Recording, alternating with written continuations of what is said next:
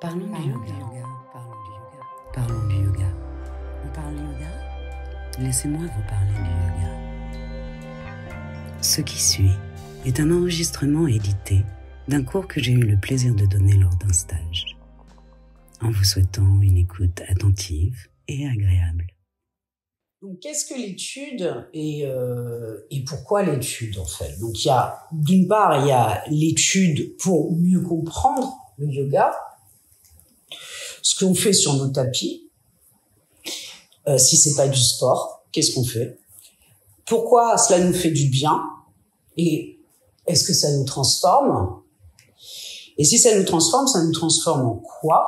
Et quel est le processus pour qu'il y ait une transformation? Comment ça fonctionne?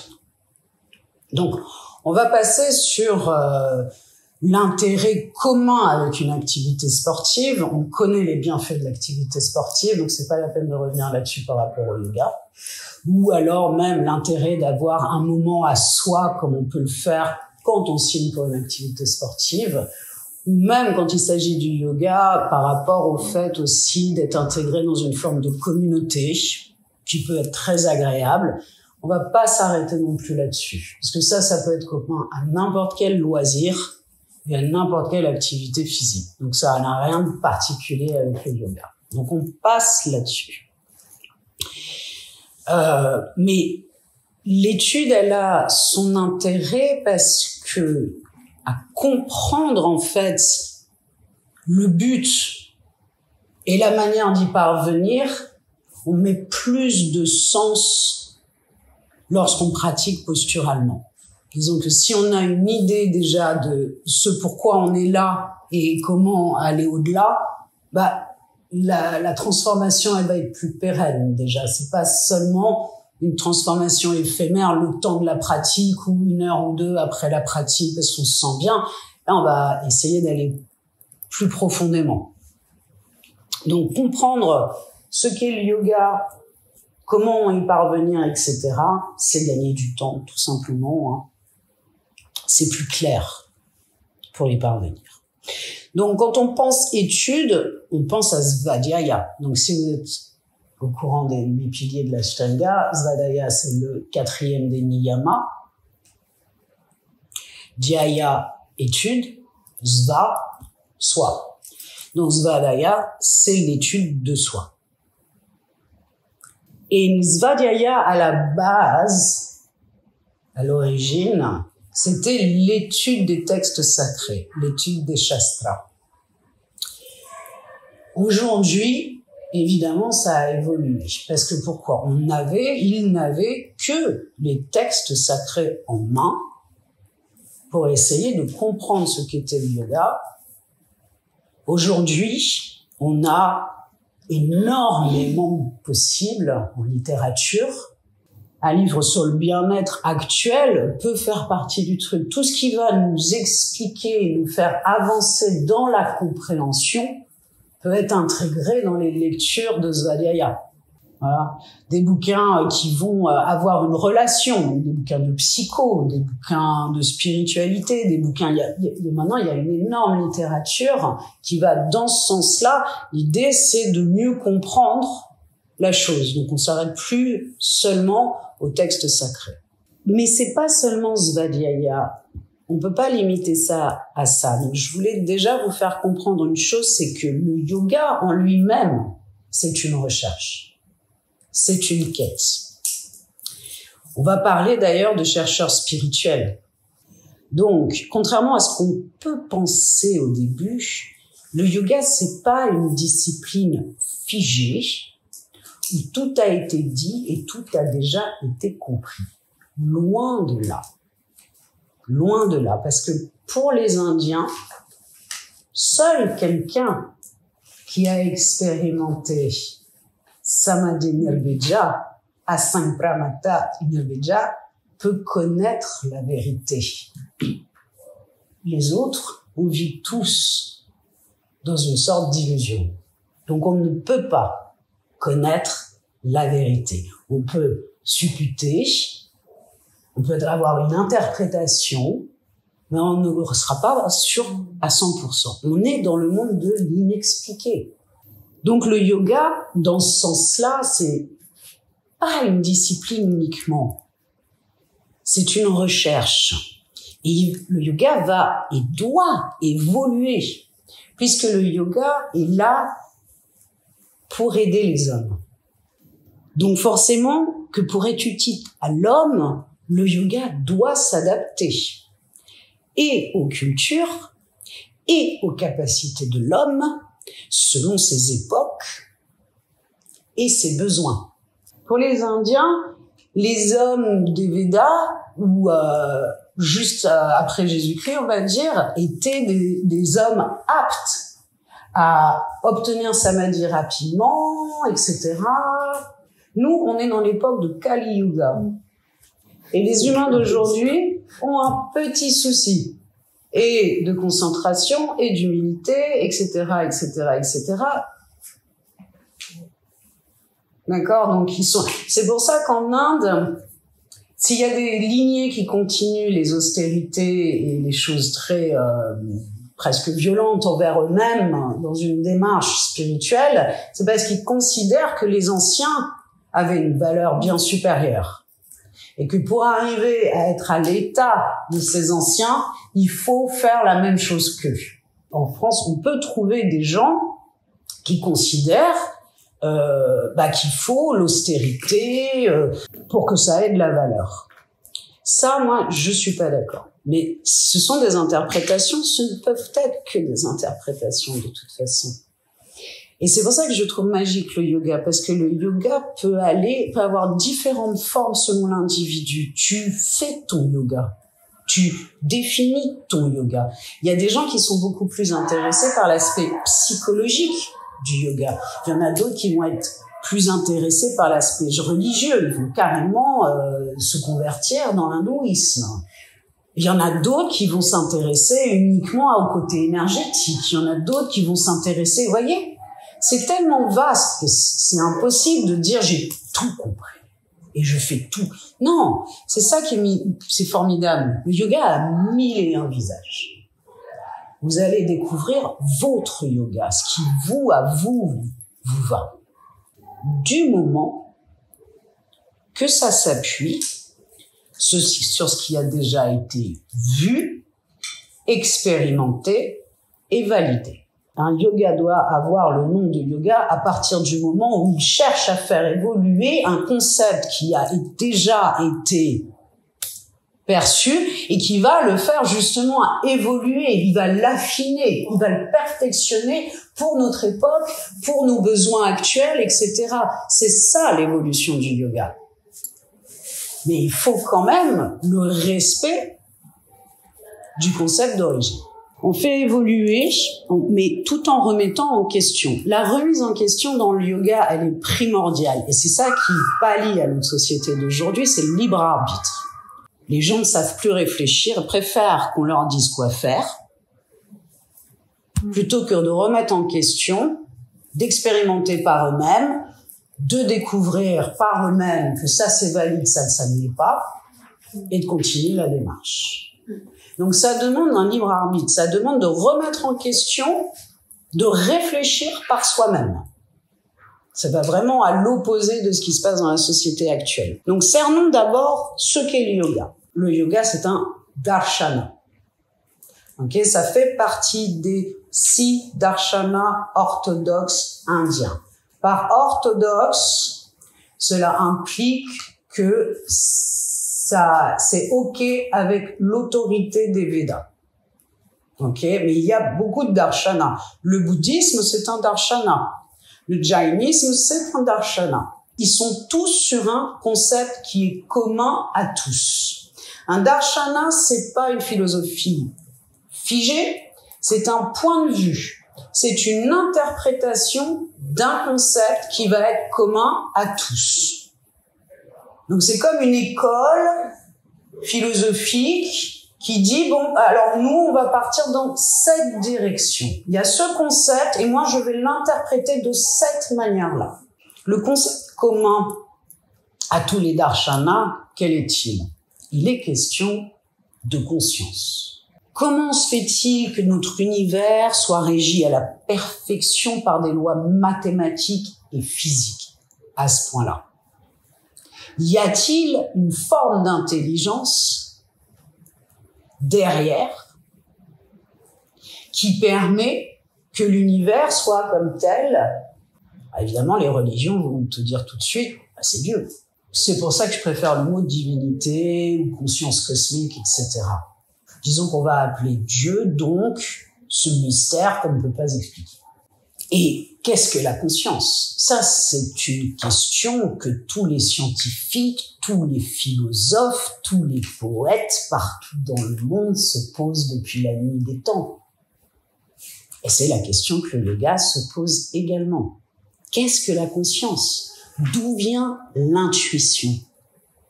D'où viennent les ressentis? D'où vient la lecture d'informations subtiles? Subtiles, ça veut dire en dehors des sens. Donc, les langages non-verbaux. Comment se fait-il que quand quelqu'un rentre dans une pièce hyper énervé, sans même le voir, ou qu'il n'exprime sa colère, on puisse sentir qu'il est en colère? Qu'est-ce qui permet ça? C'est quoi la conscience? On sait, on nous a dit qu'on n'utilisait pas l'entier des capacités cérébrales. Comment on fait pour utiliser plus? On est dans le monde de l'inexpliqué. Personne n'a de réponse fixe à cela. Nous sommes dans une quête de vérité, de réponse. C'est une recherche. Les darshanas proposent donc une interprétation, une voie, un point de vue sur le sujet. Car sur le chemin de cette quête, même si nous n'avons pas de réponse fixe à la fin, se dévoile quand même la compréhension du fonctionnement de notre mental. Et un travail au niveau de notre conscience qui va permettre une transformation. Une transformation en quoi? En quelqu'un qui souffre moins. Mais les aléas de la vie, elles arrivent quoi qu'elles arrivent. On ne peut pas les éviter, les aléas de la vie. On ne les contrôle pas. Donc, qu'est-ce qui fait qu'on souffrirait moins? On voit et on vit les choses différemment. Donc, cette transformation, elle opère au niveau de la vision de ce qui est. Ça veut dire que c'est au niveau de notre conscience que nous travaillons pour une conscience de moins en moins altérée. Le concept commun à tous les darshanas est donc la confusion entre le soi avec un S majuscule et le soi avec un S minuscule. Entre ce qui semble nous définir, notre personnalité, qui a été créée par nos pensées, liées à nos mémoires. Nos mémoires, c'est les expériences qu'on a vécues, c'est nos conditionnements, tout aussi culturels, familiales, éducationnels. C'est tous nos apprentissages. Ça crée notre personnalité. Et nous croyons, mordicus, n'être que cela. Et ce que nous sommes vraiment, à savoir notre conscience, qui est très proche du concept de l'âme. La confusion est donc entre nos pensées et émotions, résultat de nos mémoires cognitives, et cette petite voix intérieure qui sait ce qui est bon pour nous et qui nous guide parfois si on sait l'écouter. D'après les darshanas, l'ignorance de ce que nous sommes vraiment est source de souffrance. Donc le yoga en particulier, par rapport aux autres darshanas, c'est l'étude du fonctionnement de notre mental. Ça, c'est la grande particularité du yoga. Ça a vraiment un aspect psychologique. C'est examiner l'homme pour l'amener à son salut en dépassant la capacité naturelle de concentration, on pourrait dire d'attention.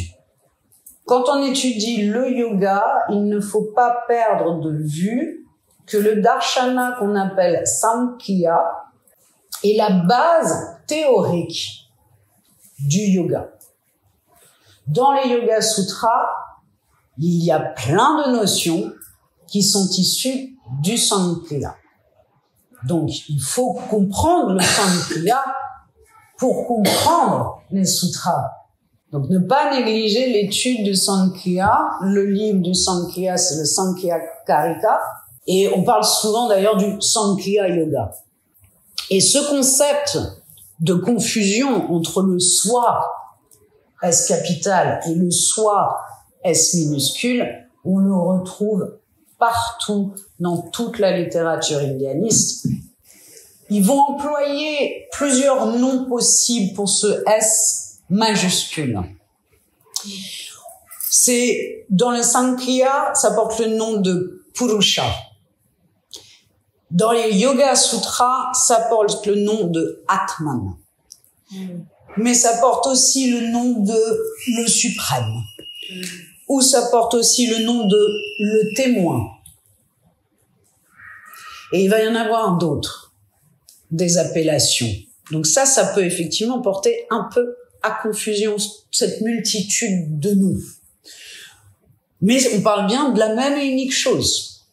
Le soi avec un S majuscule, aka Purusha, aka Atman, aka le témoin, c'est en fait notre conscience sous sa forme la plus pure, non altérée. Et le soi avec le petit S, c'est aussi ce qu'on appelle le moi. Dans le Samkhya, c'est ce qu'on appelle Prakriti. Pourquoi on parle toujours du lien mental-corps? Parce qu'en fait, quand on a des pensées, quelles qu'elles soient, par rapport à un événement passé ou par rapport à un événement présent, on a une émotion qui est liée à une pensée. C'est comme ça que l'humain fonctionne. C'est toujours avec une émotion. Qu'est-ce que c'est une émotion dans le corps humain? Ce sont des hormones. Donc le cerveau génère une pensée qui envoie un message et le corps génère des hormones et ça crée une émotion. C'est ça le lien entre le mental et le corps. Et nos émotions, effectivement, peuvent se loger dans notre corps. On parle de nœuds psycho-affectifs. Pour les Indiens, ce sont des granthis. C'est ce qui peut causer des maladies. C'est ce qui peut causer qu'une zone de notre corps a une énergie qui circule moins bien, de manière moins fluide, parce qu'il y a un blocage, il y a une émotion qui est intégrée dans la chair, dans la mémoire de nos cellules. Et ça peut amener des maladies. C'est pour ça aussi la pratique des asanas. C'est fait pour brûler les granthis. C'est fait pour faire en sorte que l'énergie circule harmonieusement dans votre corps et si possible que ça ait pu éclater, brûler les granthis. Je reviens sur Prakriti. Prakriti, vous avez les organes des sens et les organes d'action. Je vais pas aller trop loin dans la description Samkhya pour pas vous embrouiller, mais en gros, on perçoit le monde extérieur par nos sens. Tu t'imagines naître sans aucun des sens. Tu n'as ni l'ouïe, ni la vue, ni le goût, ni le toucher. Qu'est-ce qui reste? La conscience. Il reste que la conscience. Comment tu perçois le monde extérieur? Tu ne peux pas percevoir le monde extérieur. Tu ne peux pas savoir si tu touches quelque chose, si quelqu'un te touche, tu ne sens rien, tu n'entends rien, il y a rien. Tu ne peux pas percevoir le monde extérieur sans tes sens. Les organes des sens chez nous, dans notre corps, fait partie de Prakriti. D'accord? Plus nos pensées et nos émotions liées à nos mémoires. D'accord? Donc ça va être le contenu mental dans Chitta. Prakriti, c'est aussi l'ego. Attention à faire très attention avec l'ego. Donc, dans le Sankhya, ça s'appelle Ahamkara, l'ego. Mais on va faire attention parce que l'ego, pour nous, aujourd'hui, ça a un côté très péjoratif. Or, c'est un tort. Sans ego, on ne peut pas vivre dans la vie. Sans concept individualiste, on ne peut pas protéger ses enfants s'il leur arrive du danger. Sans nos mémoires, on ne peut pas prendre la voiture si on oublie systématiquement comment conduire. Sans nos mémoires cognitives, on se brûlerait dès qu'on verrait le feu, on y mettrait la main, on oublierait que le feu ça brûle. Donc nos mémoires, notre ego, il est absolument nécessaire pour la vie dans le monde matériel. Soyons très clairs là-dessus. Alors c'est en même temps une composante essentielle, Ahamkara dans le Sankhya, et bizarrement, dans les Yoga Sutras, on va les nommer Asmita, et ça va faire partie des 5 kleshas, les 5 sources de souffrance. Asmita, c'est je, le mien, moi. Toute expérience passe par le prisme de, je vais dire, égotisme, plutôt que juste ego. D'accord? Ce prisme, nous ne savons pas faire sans. Si vous placez un groupe de 15 personnes, il se passe un événement devant eux, vous les prenez à part, vous leur demandez de décrire la situation qu'ils viennent de vivre, aucun ne décriront la même chose. Notamment au niveau des émotions, de la manière dont ils ont vécu la chose. Personne ne vivra la même chose. Tu passes forcément par ce prisme égotique. Et ce prisme égotique, il est nourri par les pensées et les mémoires cognitives. On ne voit pas les choses de la même manière. Alors, juste pour finir la définition donc de Prakriti, on est d'accord que ce sont donc le corps, via les hormones qui créent des émotions, plus la perception du monde par les sens. Ce sont les pensées et les émotions qui sont liées à nos mémoires, Chitta, le contenu mental, on va dire. C'est Ahamkara, donc le prisme égotique, on va dire. Et il y a une autre partie qui est, pour moi, la plus intéressante. C'est ce qu'on appelle Buddhi.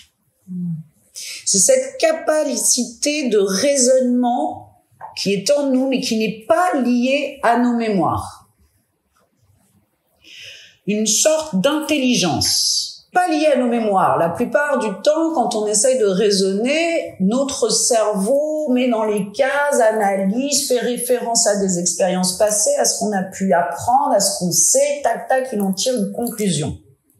Il y a une forme d'intelligence qui n'est pas liée à ça, pas des déductions et une analyse, mais qui est plus spontanée, intuitive. Ça, c'est Buddhi. Notre conscience est altérée par nos mémoires, nos conditionnements, nos apprentissages, nos expériences par, en gros, notre contenu mental. Il y a une métaphore qui est pour moi très claire dans les bouquins indiens. Imaginez un lac. Votre conscience est au fond de ce lac, mais on ne peut pas la voir parce qu'il y a plein de petits ripples. D'accord? L'eau n'est pas claire. Il y a du mouvement, ça bouge. Et ça, en fait, sont les pensées. Et quand on arrête le contenu mental, l'eau devient claire et on peut voir la conscience. Le yoga est la cessation des fluctuations de votre mental pour pouvoir percevoir qui vous êtes vraiment, votre conscience pure. Donc le but des pratiques de yoga, c'est d'éteindre le temps d'une pratique, ce qui est relatif à l'égotisme, aux mémoires, à la perception du monde extérieur, pour justement laisser place à la conscience. Si j'arrive à taire en moi le jugement égotique, mon analyse liée à mes mémoires, et que je me coupe des informations liées au monde extérieur que je dois donc analyser, percevoir et classifier dans ma tête, si j'arrive à éteindre ça un temps, alors je vais pouvoir développer autre chose, qui est lui en sommeil d'habitude, afin d'avoir des expansions de conscience donc, et d'arriver vers une conscience de plus en plus pure. Pour permettre des expansions de conscience, c'est donc élever le niveau de conscience pour l'arrêt des souffrances, soigner le psychisme, mais c'est aussi du coup pour une meilleure compréhension, une compréhension plus juste de ce qui est vraiment, et non pas cette perception non objective de ce qui est. Et on dit qu'effectivement, cette compréhension peut aller jusqu'au mystère divin, donc c'est-à-dire de vraiment comprendre de quoi le monde est fait et comment il fonctionne. De comprendre l'incompris. Le soi avec un grand S, c'est ce que les physiciens quantiques appellent le champ unifié. Et d'après les Indiens, dans ce champ unifié, il y a toutes les connaissances et tout le savoir. On arrive à avoir une conscience de moins en moins altérée, de plus en plus proche d'une conscience pure, alors on est de plus en plus proche de cette conscience énorme qu'est Purusha. C'est ça l'union.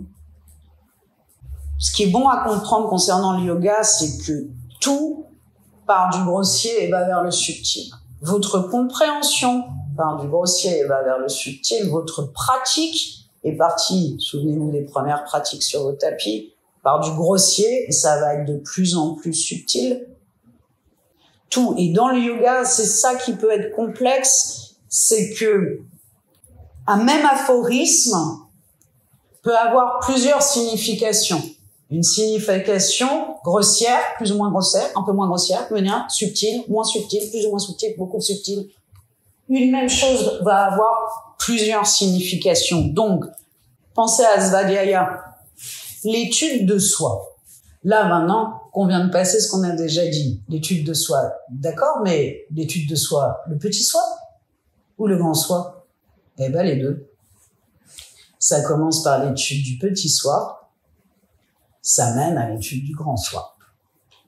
Pour revenir légèrement en arrière, donc, le yoga, c'est pour permettre des expansions de conscience qui veut exactement dire la même chose que élever son niveau de conscience pour arrêter de souffrir.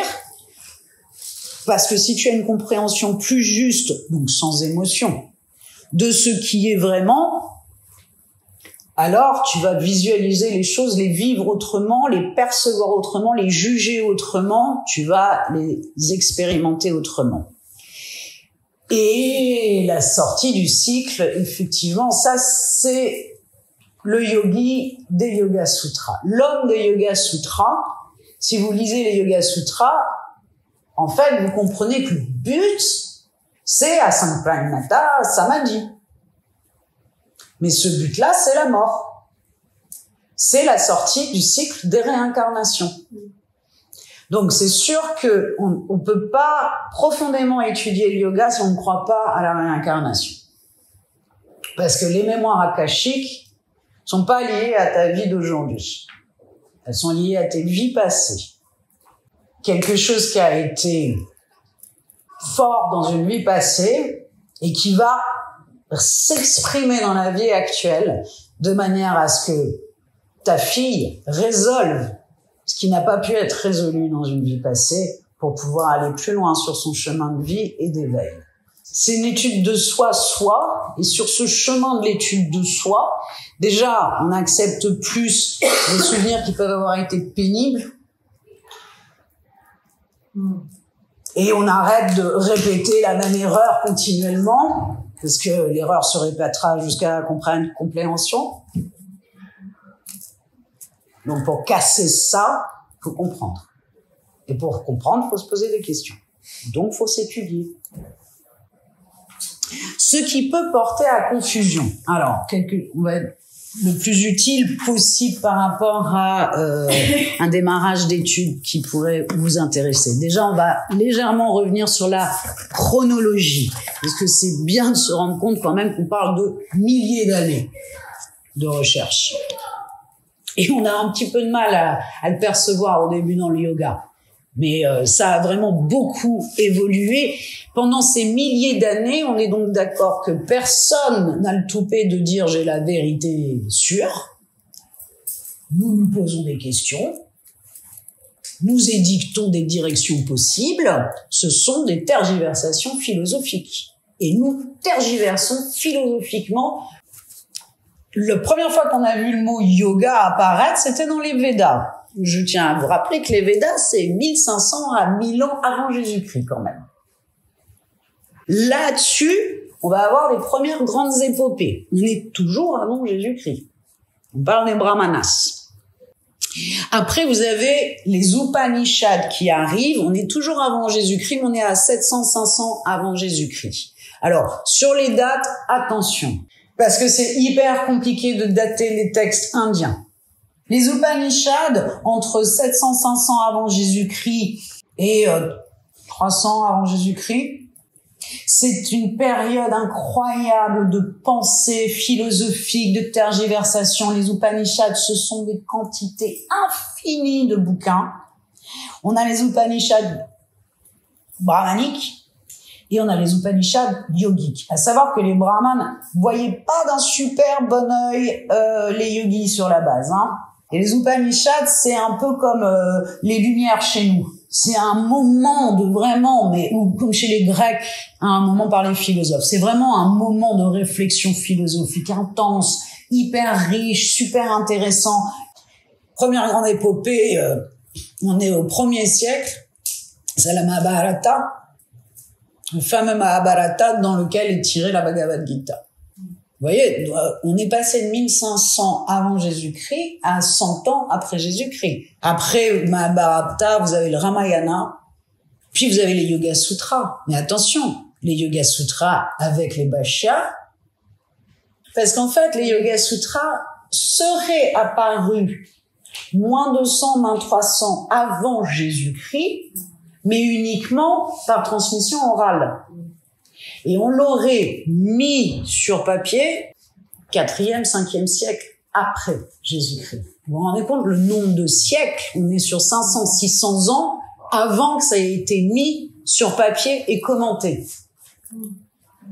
Il peut se passer beaucoup de variations de la même histoire, quand même, pendant tout ce temps. Donc voilà, on passe comme ça, il va y avoir d'autres épopées qu'on appelle des Puranas, d'accord? On attendra le 12e siècle pour les premiers textes de Hatha Yoga. Et je vous rappelle que le Hatha Yoga, c'est là que le postural et les asanas apparaissent, pas avant. Donc, 12e siècle pour les premiers textes de Hatha Yoga. Il faut vraiment réaliser, on était à 1500 avant Jésus-Christ, on a passé des centaines d'années, on arrive au 13e siècle, et là, on est en train de faire du postural. Et à chaque fois qu'on rajoute quelque chose, attention, on ne fait que peaufiner l'idée de base. Le Hatha Yoga, c'est pas un truc à part qui a tout réinventé. C'est un truc qui a pris en considération ce qui a été dit, fait, validé avant, et on va rajouter. On va peaufiner, on va affiner. D'accord? Dans les Yoga Sutras, vous ne verrez pas le mot Kundalini. Vous ne verrez pas le nom des chakras. Il n'y a pas de cosmologie. Ça vient du tantrisme. Donc, c'est les mêmes concepts, parce qu'on parle des chakras dans les Yoga Sutras, c'est juste qu'ils n'ont pas les noms qu'on connaît. Et donc, on évolue. Et le Hatha Yoga, c'est juste une évolution de ce qui a déjà été fait avant. Bon, après, on passe, mais vraiment, c'est l'effervescence du 12e, 13e siècle avec le Hatha Yoga qui va vraiment nous intéresser. Après, effectivement, il y a l'Advaita Vedanta de Shankara, il y a le Hatha Yoga de Pradipika qui est une compilation des premiers textes de Hatha. L'homme actuel est moins capable de se mettre dans le niveau de concentration pour l'assise. Donc, on a inventé des nouvelles pratiques, des nouvelles choses pour l'amener à être capable. D'où l'invention de la pratique posturale. Donc, une pratique avancée de yoga, c'est pas les deux pieds derrière la tête ou un scorpion. Pratique avancée de yoga, c'est des pratiques méditatives. Ce qui peut porter aussi à confusion, c'est le sanskrit. C'est une langue extrêmement complexe, beaucoup d'interprétations possibles. Donc, la signification d'un mot peut changer selon le contexte. Plusieurs mots pour un même terme. Et on parle de translittération. Et de là-dessus, on va traduire le sanskrit écrit avec notre alphabet, en général en anglais, puisqu'on est en Inde, et après de l'anglais au français. Donc forcément qu'on y perd. Une interprétation des sutras eux-mêmes, des aphorismes, une interprétation des commentaires, et puis après il y a les commentaires des commentaires. Il va y avoir plusieurs lignées. Et chaque lignée va avoir une interprétation elle aussi. Et tous les livres ont été écrits plus ou moins par différentes lignées. Donc il y a des livres qui se contredisent. Et dans la même lignée, il y a même des gens qui se contredisent. Regardez dans l'Ashtanga. C'est pour ça qu'il faut rester dans une sorte de libre arbitre et regarder ça et étudier ça avec curiosité, se valider ce qu'on considère comme être juste, mais toujours en gardant la possibilité de changer d'avis et chercher, continuer à chercher sa propre interprétation. En s'aidant effectivement des livres, mais il faut être conscient qu'effectivement, vous pouvez vous prendre un Upanishad et puis un deuxième et tout d'un coup réaliser qu'ils disent pas la même chose. Ça va être de prime abord hyper confusionnant, mais plus vous lisez, plus vous allez comprendre. Et ça va plus vous déranger au bout d'un moment. Plus du tout. Ce qui peut être très perturbant, c'est leur tournure littéraire. Il y en a plein. Et il y a des exagérations. Beaucoup d'exagérations. Ils aiment bien les exagérations. Les nombres, par exemple. Vous avez beaucoup de nombres. Il y a 72 000 nadis, nanani, nanana. C'est plutôt de l'ordre du symbolique que de l'ordre du factuel. C'est à la limite du mensonge. Alors, les métaphores, beaucoup de métaphores. Beaucoup étaient poètes plus qu'autre chose. Donc, beaucoup de métaphores. Plus on lit, plus c'est abordable. Alors, les tournures littéraires, genre neti-neti. Donc, neti-neti, ce n'est ni ça, ni ça. Parce qu'en fait, la conscience, quand on est dans cet état de conscience, c'est indescriptible par des mots. Indescriptible. Ce qu'on ressent, il n'y a pas assez de mots pour le décrire. Donc, si on ne peut pas le décrire avec des mots, tout ce qu'on peut dire, puisqu'on ne peut pas dire c'est comme ça, c'est ni ça, ni ça. Il y a, surtout au moment du Hatha Yoga, donc dans le Hatha Yoga Pradipika, ou les textes de Hatha Yoga, les Upanishads de Hatha Yoga, il y a un langage codé. Alors, moi j'ai mon interprétation, et je trouve que ça a du sens. C'est à cause des invasions musulmanes. Il y a eu 3 grands moments d'invasion musulmane en Inde. On est d'abord 700-500 ans avant Jésus-Christ, les Upanishads. Ok, d'accord. Il y a eu pendant 200 ans, il y a carrément eu un sultanat installé à Delhi, d'où le Taj Mahal, et 200 ans de massacre de yogis qui se cachent, pas le droit de pratiquer sous peine d'être massacrés. Donc, comme toute société secrète opprimée, Si elle veut continuer à faire ce qu'elle fait, elle va utiliser un langage codé pour que seuls les initiés ou ceux qui savent de quoi on parle comprennent.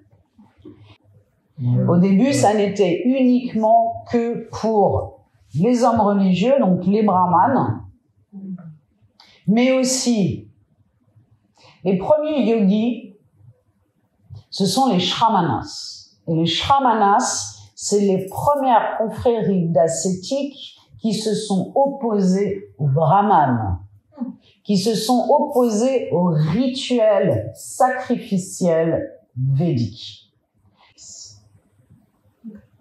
Les brahmanes, dès le début, c'était déjà une caste de père en fils? Avant, c'était ce qu'on appelait des rishis, des sortes de maîtres de cérémonie, en fait. Des sortes de prêtres, maîtres de cérémonie, qui étaient les seuls à pouvoir dire les mantras, et les mantras accompagnés des rituels. Des rituels sacrificiels la plupart du temps. Et les rishis sont devenus les brahmanes, première caste, tu vois. Les religieux, toujours un peu maîtres de cérémonie finalement. Mais dans ceux qui ont constitué le yoga vraiment, au tout départ, c'était pas les brahmanes, c'était les shramanas. Et au bout d'un moment, évidemment, les brahmanes, le yoga, ça les interpelle. Alors ils vont tous se mélanger, tu vois. Mais au début, c'était pas ça. Et d'ailleurs, il n'y a pas que la caste des brahmanes. Siddhartha, Bouddha, c'est un prince, c'est un kshatriya. C'est la deuxième caste, la caste des guerriers. Dans la caste des guerriers, c'était des princes, c'était des gens hyper éduqués, et eux, ils ont beaucoup contribué à l'évolution de la pensée yogique, parce qu'ils ont réfléchi. Donc, dans ceux qui ont alimenté, fait évoluer, expérimenter le yoga, vous avez d'abord les ascétiques, les kshatriyas et évidemment les brahmanes. Pourquoi attention à la religion? D'abord parce que ou vous décidez de vous convertir à l'hindouisme, il n'y a aucun problème à ça. Je vous tire mon chapeau si vous le faites, parce que c'est complexe. Eux naissent dans la spiritualité, qui baignent leur vie 24 heures sur 24 avec une multitude de rituels. Attention à l'appropriation culturelle. C'est un sujet très touchy que l'appropriation culturelle. Il y a des Indiens qui n'apprécient absolument pas qu'on s'invente un peu d'hindouisme pour spice up, pour mettre un peu d'épices dans notre pratique. Le texte de référence du Darshana Yoga, on est bien d'accord que ce sont les Yoga Sutras de Patanjali. Mais attention, c'est juste une compilation. Patanjali n'a pas inventé le yoga. Le yoga existait déjà. Ça partait un peu dans tous les sens parce qu'il y avait déjà plein de lignées de yogis qui voyaient les choses différemment. Donc Patanjali a dit, on va regrouper tout ça et on va composer les Yoga Sutras. Comme ça, on rassemble un peu ce qui a de la valeur et qui a déjà été dit et établi. D'accord? Donc c'est pour ça que parfois il y a quelques petites contradictions dans les Yoga Sutras ou quelques petites répétitions. C'est pas que c'est faux, c'est qu'il a pris des données comme ça, ici ou là. Donc Patanjali, c'est un yoga à 8 piliers. Il y a des yogas à 10 piliers. Il y a des yogas à 15 piliers. Vous allez trouver des Upanishads qui vont vous donner 10 niyamas, 10 yamas, pas 5. Dans Yoga Makaranda de Krishnamacharya, il énumère 10 niyamas, 10 yamas, pas 5. C'est quand même un bon point de départ que les Yoga Sutras de Patanjali. Est-ce que tout est dit par contre dedans? Tout. Alors, c'est pas un roman, vous l'aurez deviné, ça se lit plusieurs fois, avec des commentaires différents si possible, de manière à affiner la compréhension. Ça a une valeur mnémotechnique, ça doit avoir une valeur mnémotechnique. Donc forcément, ce sont des aphorismes courts, concis, et si on ne lit que les aphorismes, évidemment qu'on va avoir du mal à saisir. Parce que c'est court, concis, donc les commentaires de Vyasa, les bhashya, ultra nécessaires. Ultra nécessaires. Les commentaires des commentaires de Vyasa, ultra nécessaires aussi. Donc, les Yoga Sutras écrits par, les commentaires écrits par BKS Iyengar sont pas mal du tout. Ceux de Gregor Mahel sont très bien, et il y en a d'autres. Mais il faut, être dans cet esprit de recherche spirituelle, quoi. Enfin, de recherche, en tout cas, de compréhension. Pourquoi la valeur mnémotechnique? Pourquoi est-ce que l'oral prime sur l'écrit en Inde? Il a plus de valeur à leur cœur et à leurs yeux. Pourquoi? Parce que tout est vibration. Tout est vibration, tout est énergie. Pour eux, tout est énergie. Et là, tu peux aller voir les physiciens quantiques, ils vont te dire la même chose. Tout est énergie. Le son est vibratoire et non matériel. Et c'est pour ça que pour eux, le son a une plus grande valeur que l'écrit. Et donc, du coup, la mémorisation est hyper importante. Et c'est pour ça qu'on a des décalages de centaines d'années entre un texte qui aura été transmis oralement pour l'avoir par écrit au bout de 400 ans. Parce que pour eux, c'est plus important. Ça a plus de valeur.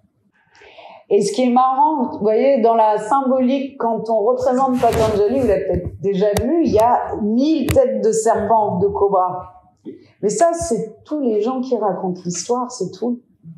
C'est pour dire que pendant toutes ces années où ça a été transmis oralement par 1001 têtes.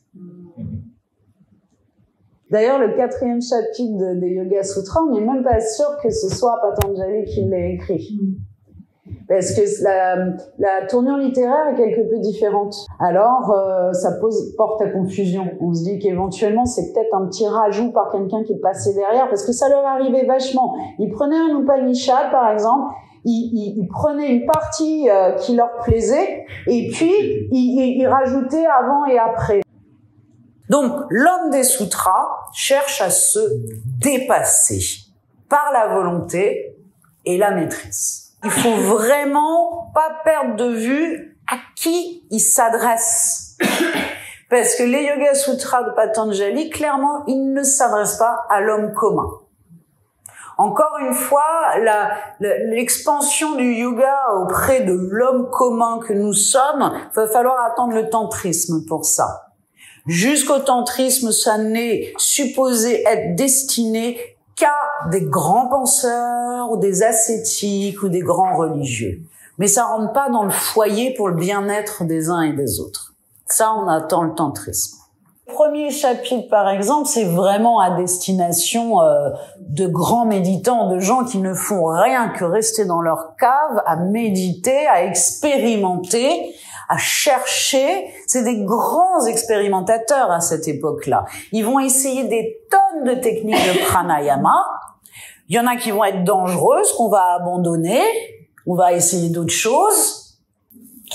Donc, il faut pas oublier ça. Quand on lit les sutras, ça ne s'adresse pas directement à des gens comme nous, mais si l'idée du yoga, c'est d'évoluer et de l'adapter à nos cultures, aux besoins des hommes d'aujourd'hui, etc., c'est quand même le texte de base sur lequel se reposer pour l'adapter à notre époque.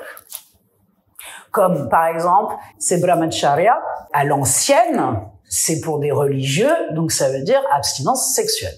Aujourd'hui, brahmacharya, pas du tout. Je vous rappelle quand même que l'ashtanga, ce sont des householders, c'est des pères de famille. Patabi était père de famille, Krishnamacharya était père de famille, et Brahmachari, qui est le maître de Krishnamacharya, était père de famille aussi. Donc il faut adapter les concepts à notre époque.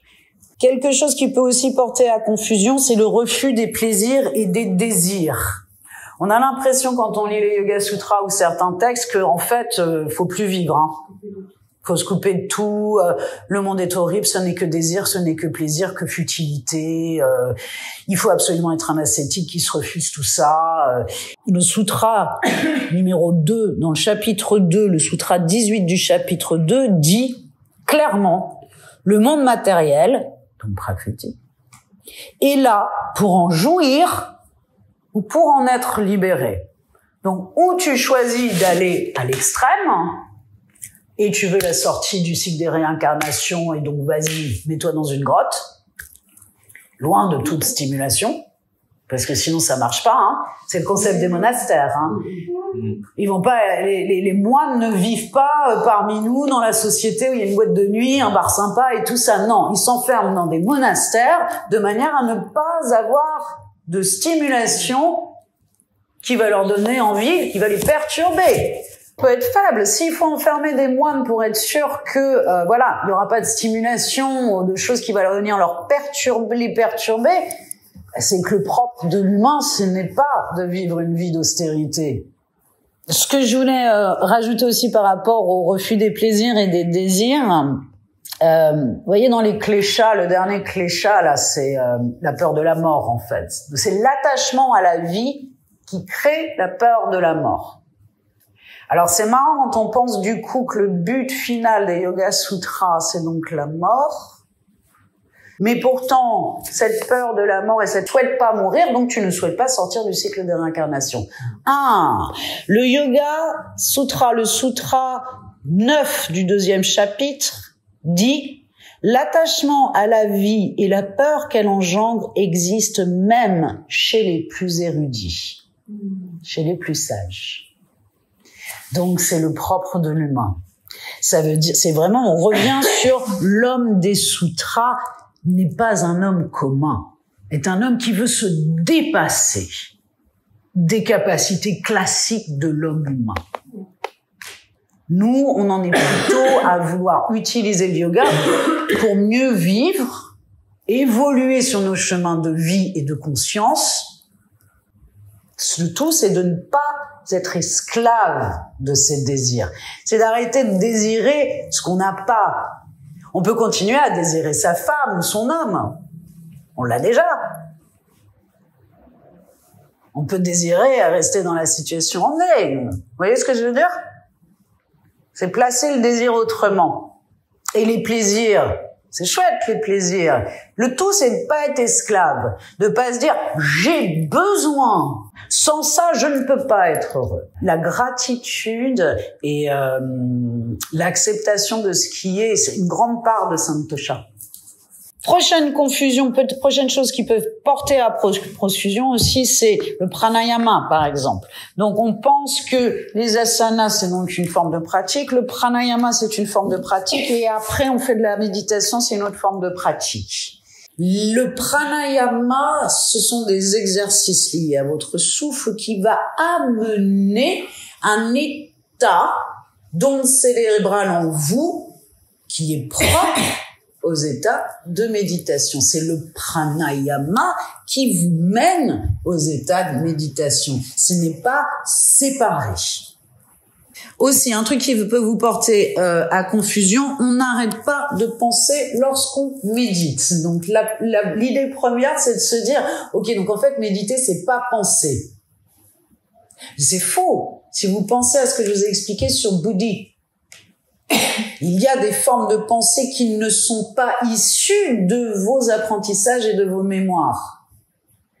Celles-là, elles sont bien. C'est pas qu'on arrête de penser quand on médite. C'est qu'on arrête les pensées liées à nos émotions, à nos mémoires, à nos apprentissages. C'est les vritti qu'on arrête. Les fluctuations, pas les pensées. C'est mettre en sommeil ce qui est d'habitude propre à notre hémisphère gauche et qui est dominant, de manière, du coup, en mettant en sommeil ça, à mettre d'abord en réveil d'autres zones de notre cerveau qu'on utilise peu d'habitude, empathie, intuition, langage non-verbaux, etc. Et après, dans cet équilibre, donc on va se couper du monde extérieur. Si on se coupe des sens, on se coupe du monde extérieur. Et dans la vie normale, les jours de tous les jours, en fait, le fait d'être, de vivre et de voir et d'analyser le monde qui nous entoure, ça fait des pertes d'énergie. On a besoin d'énergie pour capter quelque chose, le classifier dans notre tête, le mettre dans une case, en faire des rapprochements avec des expériences passées, etc., etc., etc. Donc notre énergie, elle se divulgue vers l'extérieur pour pouvoir analyser l'extérieur. Si on ferme les yeux, qu'on arrête, qu'on met en sommeil ces parties-là, déjà si vous avez déjà médité ou fait du pranayama, vous êtes peut-être rendu compte que, en fait, on se rend plus compte du temps qui passe, on a l'impression que c'est 5 minutes, mais en fait, c'était une demi-heure. Preuve que l'air de votre cerveau qui gère ça, c'est mis en sommeil, tout simplement. Moi, j'ai l'impression parfois d'être microscopique ou absolument énorme. Ma notion d'espace est complètement... Et donc, vous développez ces parties-là. Plus vous les développez, plus elles sont présentes et plus dans la vie de tous les jours, vous allez être à même de les utiliser. Je voulais vous parler vaguement de quelques petits problèmes je dis sémantiques, qui peuvent vous porter à confusion. D'abord, le mot âme dans les traductions. D'accord? J'ai dit que c'était proche du concept de l'âme, Purusha. Mais attention, l'âme, c'est bien ça qui se réincarne. Mais si ça se réincarne et qu'on porte nos mémoires des vies passées, alors c'est pas notre conscience la plus pure. Notre conscience la plus pure, elle n'a plus aucune mémoire. Pas même de nos vies passées. Donc, notre conscience, avec la petite couche de mémoire akashique dessus, ça peut pas être Purusha. C'est notre corps astral, qu'on appelle aussi corps causal. Donc c'est pour ça que moi, la traduction avec le mot âme m'embête un chouïa.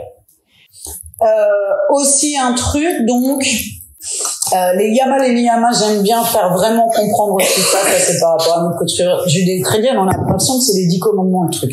C'est pas les 10 commandements. Les yamas et les niyamas ne sont pas des injonctions.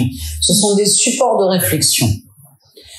Pense au yama, au niyama, vois ça, intègre ça dans ta vie, juste observe, dis-toi peut-être, tiens, une semaine, je vais faire attention à Ahimsa.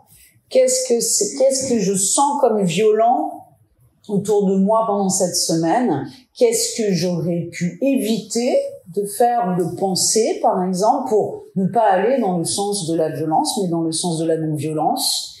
C'est vraiment libre à vous de vous aider de ce qui a été édicté avec valeur pour vous améliorer, mais au nom de personne que vous-même, d'autres que vous-même.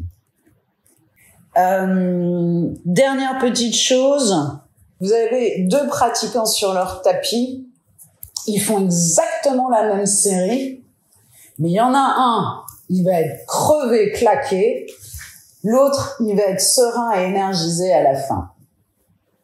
Qu'est-ce qui a fait la différence? Il y en a un qui fait du sport et l'autre qui fait du yoga. C'est l'intention qui prime. C'est l'intention dans laquelle vous vous mettez sur votre tapis qui va faire la différence. Si vous vous dites, je me mets sur mon tapis parce que je veux être en bonne santé, je veux avoir un beau corps, un beau petit cul, je veux cramer auprès de mes copines en faisant un handstand, je veux être meilleure que ma voisine parce que je l'aime pas et ça va faire toutes les boules, je veux... C'est pas du yoga. Mais si vous vous dites... Et c'est là que la pratique quotidienne a son sens. Je fais ça parce que j'ai foi en cette science. Et parce que je veux être plus proche de ma conscience, la plus pure.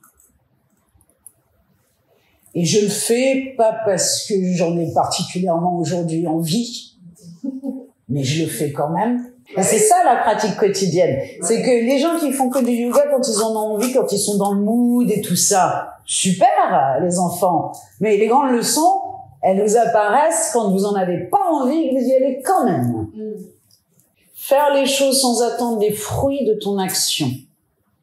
Tu fais l'action, mais sans chercher les bénéfices de l'action. Et c'est là qu'il se passe quelque chose. On n'a pas toujours dit, ne cherche pas l'amour et il viendra. Ne pas attendre les fruits de l'action. Le faire par dévotion, de mettre mot, le temps, la patience. Car il y a des choses que vous pouvez comprendre intellectuellement, vous ne les comprendrez pas profondément. Il faut les vivre, il faut le pratiquer, il faut étudier, et ça vient à vous petit à petit, petit à petit. Donc il faut, dans la démarche yogique, on rend d'abord le corps sain, on fait en sorte que l'énergie flotte harmonieusement, on essaye de brûler les nœuds psycho-affectifs, les granthis, c'est les asanas. On calme l'activité mentale, du contenu mental, on calme les vrittis. Ça commence avec les asanas, ça s'appuie avec le pranayama. On équilibre l'activité cérébrale, hémisphère droit, hémisphère gauche, rajas, tamas, pour aller vers l'équilibre sattva et monter l'énergie, qu'elle se focus là sur le buddhi.